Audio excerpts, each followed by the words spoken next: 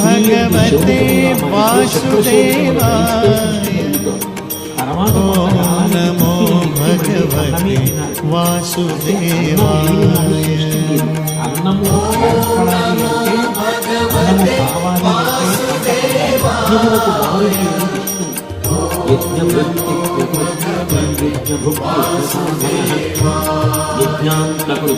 ఓం నమో భగవతే వాసుదేవాయ.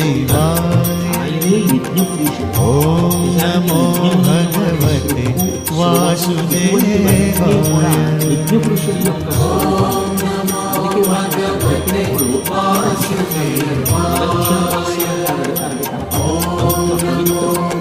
అటువంటి యజ్ఞమునందు ఆవుని లేకుండా అసలు చేయడమే సాధ్యం కాదు. అంటే ఆవే యజ్ఞమే ఆవు. వేద మంత్రాలలో ఒక విచిత్రమైన మంత్రం ఉంది, గౌర్వారగ్నిహోత్రం అని. అంటే గోవే అగ్ని.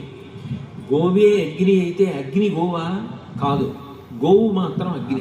ఎట్లా అంటే అగ్ని ఆరాధన దేనికి చేస్తారు? శ్రియమిచ్చేత్ హుతా. నాకు చక్కెర పొంగలి తినాలనుంది, ఏమీ తప్పులేదు, గృహస్థు చక్కగా చేసుకుని తినచ్చు. కానీ తినే ముందు నేను ఈశ్వరుడికి నైవేద్యం పెట్టి ఇంటికి వచ్చిన వాళ్ళకి మధుర పదార్థం నేను సంతానమును పొందితే దాని ఎందు దోషము లేదు. నేను గృహస్థుగా ఉండి ఒక ఇల్లు కట్టుకోవాలనుకుంటే తప్పు కాదు. నేను ఒకరి దగ్గర చేయి చాపకుండా తినాలనుకుంటే తప్పు కాదు. ఇవన్నీ చట్రంలోకి వస్తాయి. ధర్మచట్రంలోకి వచ్చినవి మాత్రమే చెయ్యాలనేటటువంటి ఉత్సాహమును పొందడం, అటువంటి పనులు మాత్రమే చెయ్యడం ఏదుందో దాన్ని శ్రియం అని పిలుస్తారు.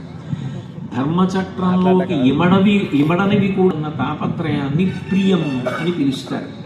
అగ్ని యొక్క అనుగ్రహము చేత పాపరాశి ధ్వంసమైపోతుంది. నాకు కలిగిన దుస్వప్నములు కూడా ఫలితము ఇవ్వకుండా నేను సుఖంగానే ఉండేటట్టుగా అనుగ్రహింపబడతాను. అందుకని ఈ గ్రాసం తిను అని ఈ 2 శ్లోకాలు చెప్పి గ్రాసం పెట్టమన్నాడు. అందుకని ఆ 2 శ్లోకాలు ఇక్కడ ఇచ్చాం. సంస్కృత భారతం అశ్వమేధిక పర్వం 92వ శ్వాసం 26, 28 శ్లోకాలవి. గోవుకి గ్రాసం పెట్టడం అంత గొప్ప. గోవుకి గ్రాసం పెట్టడానికి ఇంట్లో ప్రతిరోజు నిధి పెట్టడం కూడా గోగ్రాసం పెట్టడమే. ఉదాహరణకి ఇప్పుడు మీ అందరూ కూడా ఇది వింటున్నారు. రోజు మీరు గోశాలకు వెళ్ళలేకపోవచ్చు, రోజు మీకు గోవు కనపడకపోవచ్చు. కానీ మీరు ఈ చిత్రమాలికని అక్కడ పెట్టుకుని ఒక్క ప్రదక్షిణం చేసి, ఇందాక నేను చెప్పానే శ్లోకం, మాతర సర్వభూతానాం గావ